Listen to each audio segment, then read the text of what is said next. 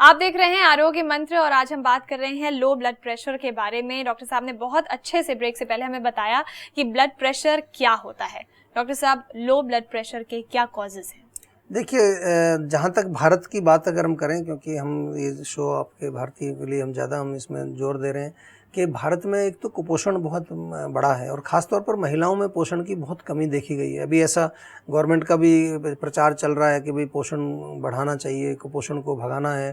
तो पोषण की कमी इसमें एक मूल कारण माना गया है कि जब आपको पूरे न्यूट्रिएंट्स ना मिलें, पूरे पोषक तत्व आपके शरीर को नहीं मिलते, उससे आपका ब्लड प्रेशर कम हो सकता है। महिलाओं में एक और विषय है, क्योंकि महिलाओं की बात कर रहे हैं, तो इमोशनल डिस्टर्बेंस या इमोशनल तनाव जिसको हम कहते हैं, दुखी रहना, मन जो है उनका प्रसन्न ना रहना, उसकी वजह से भी ब्लड प्रेशर देखा गया है कम हो जाता है, या हार्मोन्स की कोई इम्बैलेंस हो उसकी वजह से।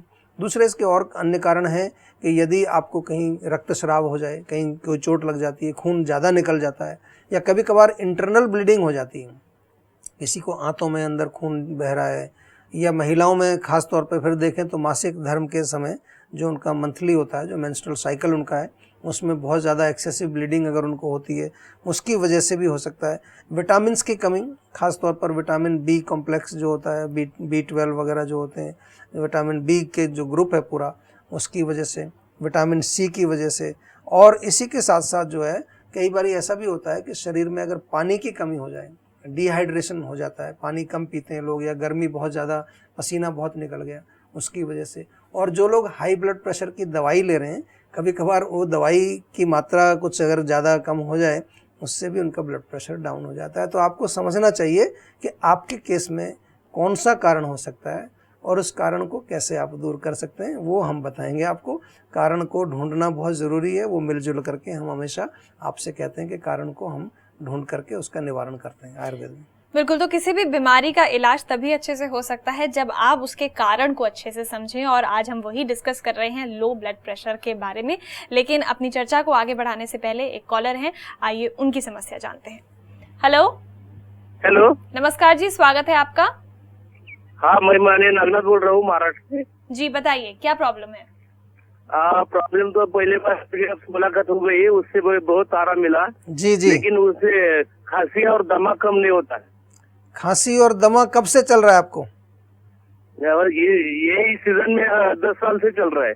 अच्छा, तो ये मतलब खांसी जो है सूखी होती है, बलगम वाली होती है?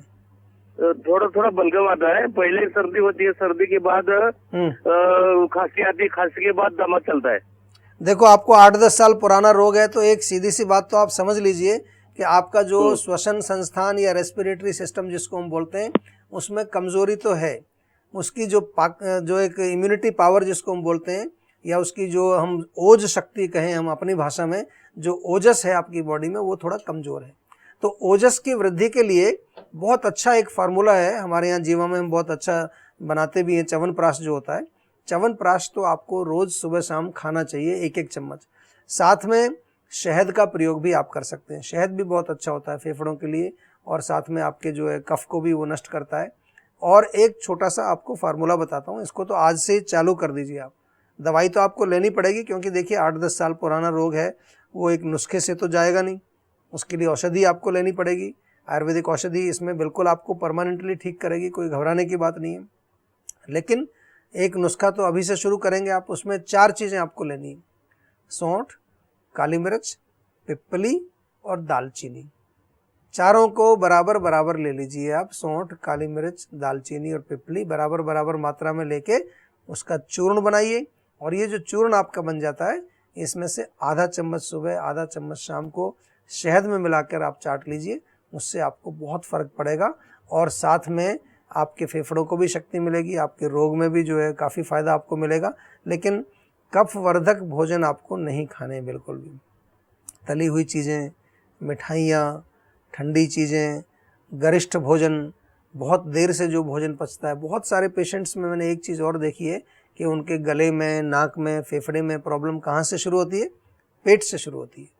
पाचन जिन लोगों का कमज़ोर होता है, बलगम जिनमें ज़्यादा बनता रहता है, वो धीरे धीरे जो है फेफड़ों में जमा हो जाएगा या नाक में जमा हो जाएगा। फिर उसको साइनोसाइटिस बोल देते हैं, या बोल देते हैं जी नाक की हड्डी आपकी टेढ़ी हो गई है, इसमें ऑपरेशन करना पड़ेगा। लेकिन पेट पर हम ध्यान नहीं देते। तो ये जो मैंने नुस्खा आपको बताया ये आपकी अग्नि को भी ठीक करेगा, आपके पाचन को भी दुरुस्त करेगा। लेकिन फिर भी जो है मैंने बताना इसलिए जो है इसको अच्छा समझा, क्योंकि कई बारी लोग जो है केवल जो बलगम है उसी की चिकित्सा करते रहते हैं, अग्नि की चिकित्सा नहीं करते हैं। आयुर्वेद में अग्नि की चिकित्सा बहुत महत्व रखती है। हम आपको पहले भी बता चुके हैं, और आयुर्वेद में कई बार हम कहते हैं कि सभी रोग पेट से शुरू होते हैं। हमने आपको आम के बारे में भी कई बार बताया है कि जो भोजन नहीं पच पाता है ठीक से, उससे एक विषैला तत्व बनता है जिसको हम आम बोलते हैं। और ये आम जो है एक ऐसी चीज़ है कि कहीं पर भी जाकर के बॉडी में वो जमा हो जाता है, और जहाँ पर भी वो जाएगा वहाँ रोग पैदा करेगा। इसलिए हमें बार बार आपको बताते भी हैं कि जहाँ पहुँच गया आम, हो गया काम तमाम। तो काम तमाम होने से पहले ही आपको जो है थोड़ी सी चेतना आप में आनी चाहिए, थोड़ा सा चिंतन आपको करना चाहिए। पाचन को हमेशा दुरुस्त रखना चाहिए, और पाचन को दुरुस्त रखने के लिए एक बहुत साधारण सा एक जो है एक तरीका है कि उचित आहार, यानी कि उचित मात्रा में आहार करना। हम उसको बोलते हैं युक्त आहार। अगर आप प्रॉपर क्वांटिटी ऑफ फूड आप सेवन करेंगे तो आपको पाचन ठीक होगा। दूसरा उसके साथ साथ बहुत ज़रूरी है कि आपकी लाइफस्टाइल भी नॉर्मल होनी चाहिए। व्यायाम आपको जो है रेगुलरली करना चाहिए। थोड़ा सा जो है माइंड के लिए भी आपको कुछ एक्सरसाइज करनी चाहिए, जिससे कि माइंड आपका रिलैक्स रहे।